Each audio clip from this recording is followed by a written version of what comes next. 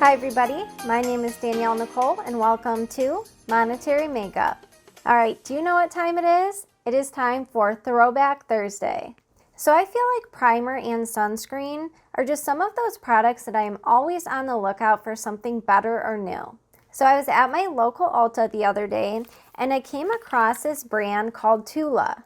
So for today's Throwback Thursday, I'm going to be testing out Tula's Protect and Glow Sunscreen and Tula's Brighten Up Smoothing Primer Gel.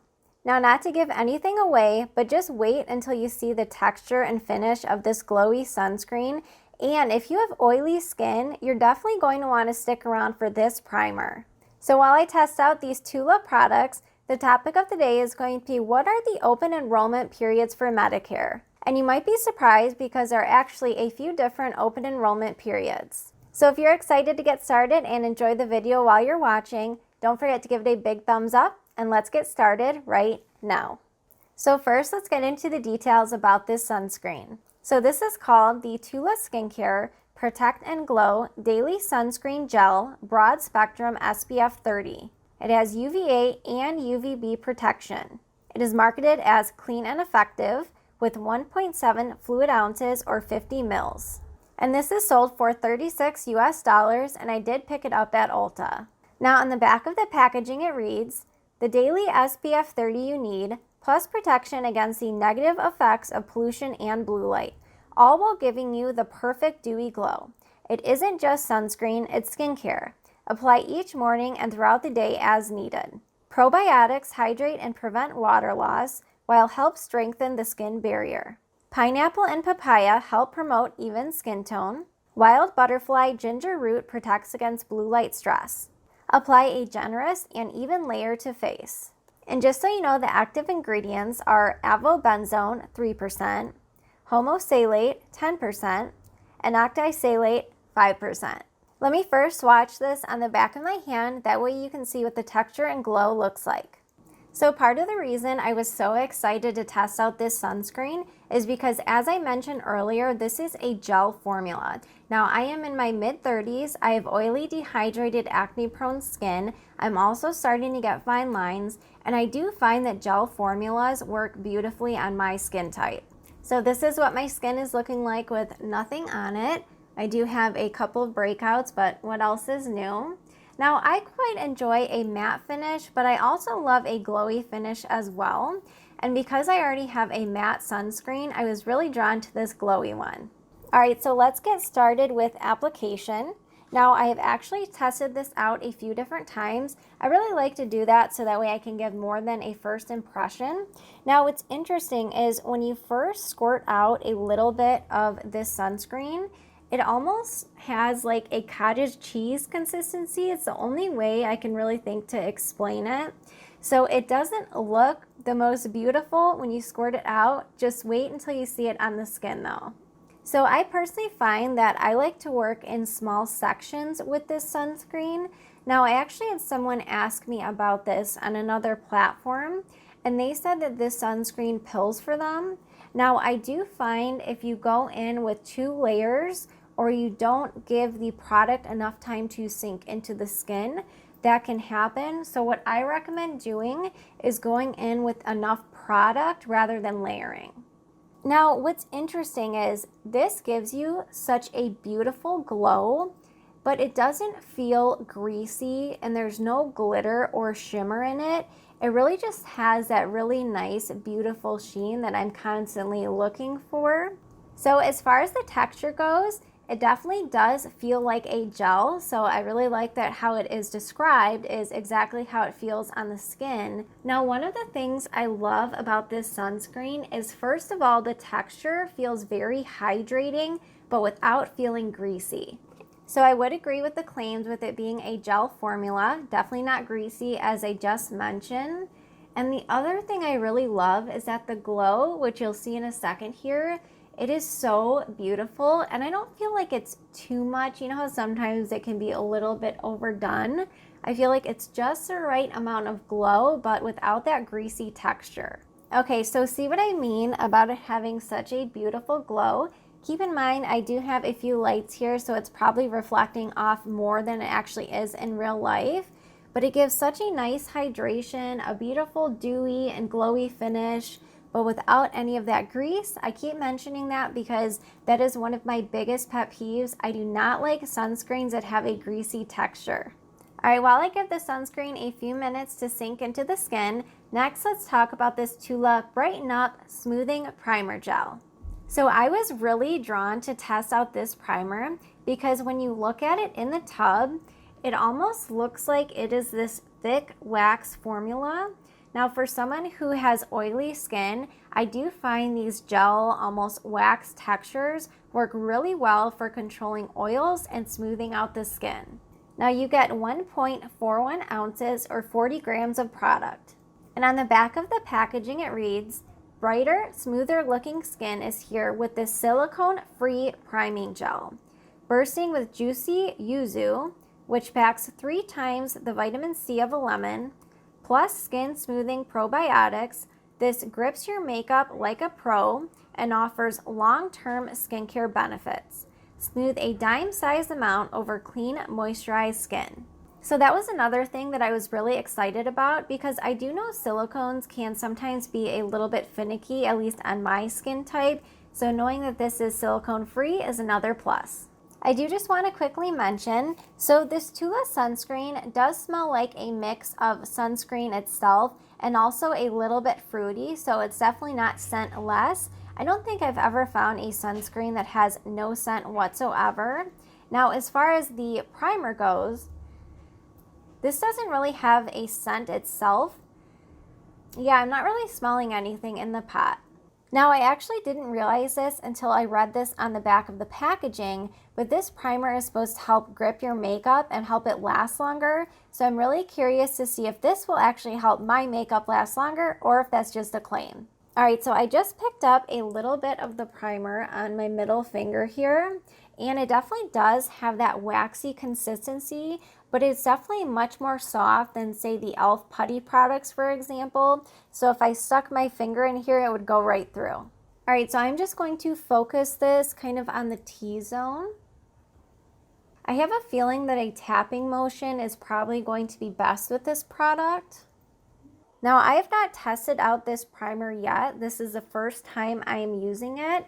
And I do want to mention it does not feel sticky at all. You know how the Milk Hydro Grip or the e.l.f. version, they feel a little bit sticky? This does not feel like that. Now, I personally like to work in small sections when I do my skincare or apply my primers. So I'm just kind of taking my time and doing kind of a combination of swiping and dabbing or pressing into the skin. I'm going to take this up underneath the eyes today as well, just to see if it helps with concealer. Now this texture is very interesting because even though it does feel like a wax, it feels really hydrating, which I wasn't expecting. I have 2 little girls playing in the background, you guys, so if you can hear any screams or wolf noises or anything, that is why, so I apologize, but kids will be kids. So just taking a look at my skin right now after I've applied the primer, I don't feel like this is a super pore blurring primer. It does definitely have a little bit of those properties, but I feel like this is much more of a smoothing primer. I feel like overall my skin just looks much more smooth than before I applied it. All right, so I just finished applying the sunscreen and primer. So I just wanted to show you up close what my skin is looking like with those on. So hopefully you can see, I don't feel like there's a ton of pore blurring as I just mentioned, but I do feel like overall the skin definitely does look more smooth. What do you guys think? You know, this primer is almost reminding me of the Supergoop Unseen Sunscreen. If you've ever used this one, it is almost identical in texture, where it kind of has that waxy, silicone-y feel. But the difference is this one does not have silicone, and I'm not sure about the Supergoop. I must say, I am really liking how my skin is looking. I feel like it has a nice, healthy glow. My pores are definitely more smoothed out. So overall, I'd say so far, I really like the finish. For foundation today, I'd like to go in with the Kosas Revealer. Now, I actually already did a review of this foundation a few weeks or months back, but because there have been so many new foundation releases, I haven't been able to use this in quite a while. Now this foundation I find has a natural finish with a medium buildable coverage, so I think this will be a great one to test out with the new primer and sunscreen. Hold on you guys, my lips are so chapped right now. I'm going in with this NYX, what is this called? NYX This Is Juice Gloss. This is such a nice hydrating gloss, especially from the drugstore. Not taking the price into account, I feel like this is a really great lip gloss formula. Super hydrating, and I don't feel like it's super sticky, but it has some density to it, so it definitely lasts for a while. All right, let's see how this Kosas foundation does over the new primer and sunscreen. I use the shade 120 in case you're wondering. I definitely wanted to go in with a foundation that I've used before several times, which even though I haven't been able to use this one in quite a while, I definitely know the finish and I've used it quite a bit. So every time I go in with this foundation, I definitely love the finish, love the coverage, but I can't get over the scent. It almost smells like grass to me. I think I said that in my review video. When I say grass, I don't mean the grass that grows on the ground, if you're catching what I'm saying. It's almost like a medicinal scent, I guess. If you guys have tried this foundation out, let me know if you've noticed that scent too. I have quite a few breakouts right now, so I am building this up a little bit. This foundation and the Tarte Cloud Coverage, those have been some of my favorite foundations that I've tested out this year. They both just have such a beautiful finish. And even though the Shape Tape one is a little bit more matte, it's not drying at all. So I've really been enjoying both of these. All right, you guys, well, I just finished blending in the Kosas Revealer Foundation. What do you think about how the skin is looking? I feel like it has a nice, healthy, lit from within glow, certainly. And you know, I was really expecting that primer to have a matte finish. I don't feel like it does. I feel like it's more of a natural finish, which in my opinion is a good thing because sometimes I find matte primers can really suck the life out of my skin. And I always talk about how I have a ton of dehydration in the center of my skin. So I feel like it did a great job at smoothing the skin out, but while keeping it hydrated at the same time. We'll see, you know, if it helps to extend the wear of my makeup. I never have extremely high hopes for those claims just because I do have oily skin, even though it is also dehydrated. You know, once oils start to come through, pretty much nothing can stop the makeup from breaking down. All right, next I want to go in with some concealer on camera because I did take that primer right up underneath the eyes. So I'm going to use the KVD Good Apple Concealer in the shade Light 109. I'm so excited, you guys. I have a new concealer brush coming. It's not new to the market. However, I have never tested it out, and it's from Rare Beauty. It's her concealer brush, and I'm so excited because most concealer brushes are round, and I always find that it's a little bit difficult to use those brushes in the inner corner. So that brush is supposed to mimic a fingertip and come to kind of like a point. So I'm really excited to try that out. I don't know if you guys know this, but I wear contacts and also glasses. And I also have a triangular nose. So I always have these indents right here, which definitely don't help the situation. So I feel like I always have to go in with a little bit of concealer right up in here. So I would say I'm definitely a fan of using that primer underneath the eyes. Some primers you go in with and they just either pill or make it look a little bit more textured. I'm definitely finding my concealer looks a little bit more smoothing than it usually does. All right, I am really excited about this primer. Now, don't get me wrong, I love the KVD Good Apple Concealer. I find it does a great smoothing effect on the skin and it's definitely full coverage, but it has a very lightweight consistency. However, right now, as far as how my under eyes look, I feel like they look even more smooth than normal. So hopefully you guys can see with taking that primer up underneath the under eyes, how smooth my under eyes look. Just looks so smooth. All right, you guys, so far I feel like this makeup primer and sunscreen duo is looking amazing. Let's see if it holds up throughout the day. So I will see you in just a second for the topic of the day, and then I will meet you back here at the end of the night for my final thoughts and a wear test. Hi everybody, welcome to the topic of the day. Have you ever been confused about Medicare open enrollment periods? Well, if you have, you're definitely not alone. So Medicare actually has a few different enrollment periods that I just wanted to clarify. So you have an initial enrollment period, which is when you are first going on to Medicare. For many folks, that is when you are turning 65. The second enrollment period is what many people are also familiar with. This is called the annual open enrollment. So the annual enrollment period is typically what you see on TV as far as advertisements go, and this is during the fall. So this period is from October 15th through December 7th. So this is where you can make changes for your Part D or your Part C plan. Now the last enrollment period is what is called the disenrollment period. So this is from January 1st to March 31st. So this is where you can disenroll from Part C or Part D plans, change your plans, or go back to original Medicare. However, during this time, you cannot go from original Medicare to a Part C or Advantage plan. So basically, the annual fall enrollment period from October to December, this basically applies for everyone. Now, the last enrollment period I wanted to clarify is regarding supplement plans. Now, what a lot of folks may not realize is that if you have a supplement plan and you are looking to change that plan, you can actually change any time throughout the year. However, with supplement plans, there is typically health underwriting. So this would be assuming that you have the health to qualify to change plans. Now, as long as you do, you would actually be able to change your supplement plan anytime throughout the year. So whenever I share this information with folks who are on supplement plans, a lot of them believe that they can only change their supplement from October to December, but this isn't the case. That would again apply to Advantage plans, Part C, or Part D prescription plans. So I do hope this helped to clarify some of the Medicare enrollment periods, and as always, if you have any questions, please make sure you reach out to your own Medicare insurance agent since everyone's situation is different and there are almost always exceptions to the rules. Well, I hope you enjoyed the topic of the day.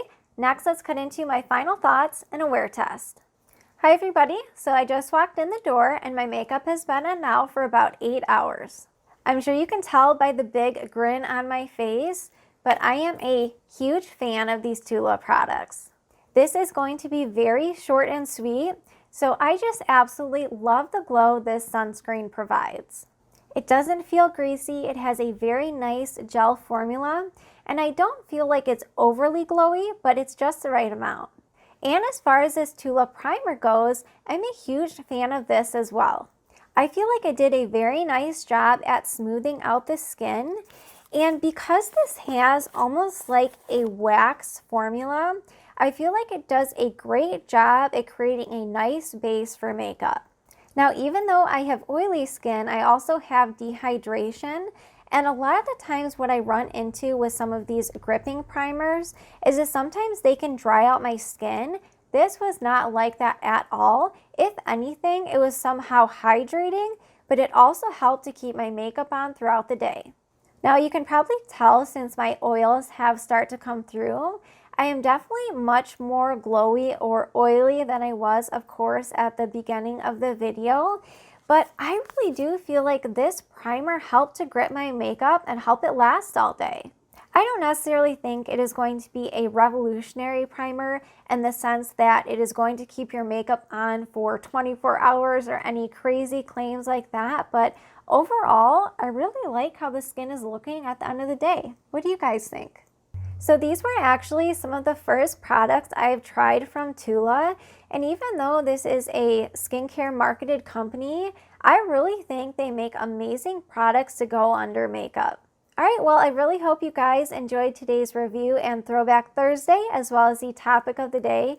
If you did enjoy the video, please don't forget to give it a big thumbs up. Just want to thank you guys so much for watching another one of my videos, and I look forward to seeing you in my next video. Bye guys!